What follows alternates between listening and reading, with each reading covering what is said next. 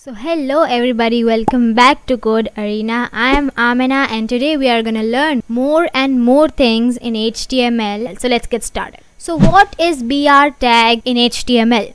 We can just take a line break with BR tag. For example, if I write a heading once and after that I want a line break, then I can add the BR tag, obviously. So let's learn it by the code. So we are in the body section. Firstly, let's get some heading. We are learning BR tag. Let's save this and first we'll go live. Okay, so we are having this big heading.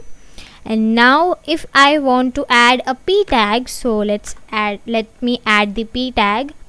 I am Amina. Let's save this. See, we are having this p tag. Now what if I want a line break between these two elements?